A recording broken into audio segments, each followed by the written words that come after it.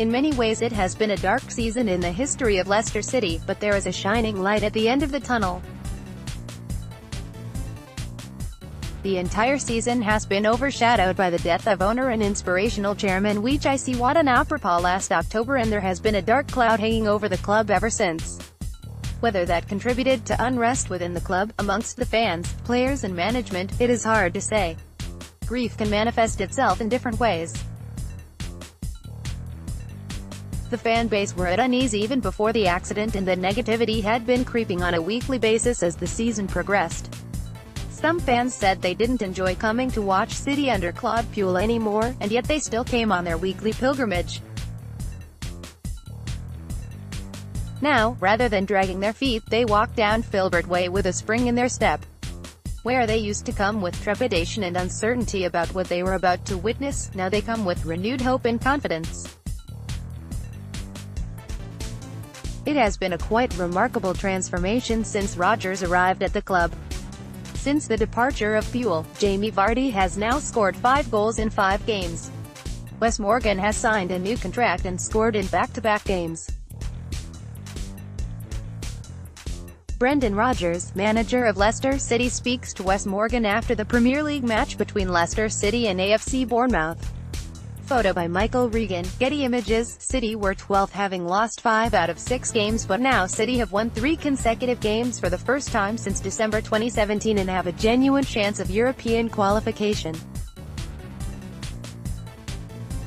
There are smiles around the club, solidarity in the stands, and a togetherness not seen since the title-winning season of 2016. During the international break, Rodgers and a City party traveled to Thailand to pay their final respects to Khun Vichai and support his family. On Saturday, the City fans also paid an emotional tribute to Khun Vichai in what would have been the closest home game to his 61st birthday. Visitors to the club were visibly touched at the outpouring of love for a man that had transformed the club more than anyone over the past decade, as the supporters stood and held aloft pictures of Vichai and scarves bearing his name in the 61st minute while singing their tribute song. The King Power Stadium was bathed in sunshine as they did so. The dark cloud had finally lifted.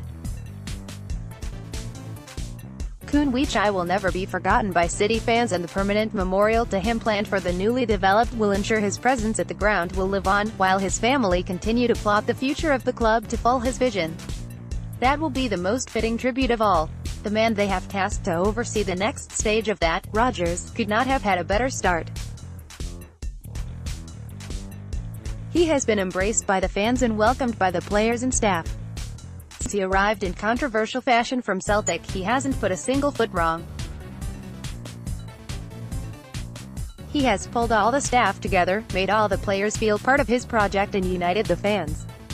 He has done so with a calmness and clarity that is impressive. It is the epitome of leadership. Brendan Rodgers celebrates victory over Bournemouth. Photo by Michael Regan. Getty Images. Football is a simple game that many overcomplicate. Not Rodgers. The players have said from the outset he has given them a simple message of what he expects from them.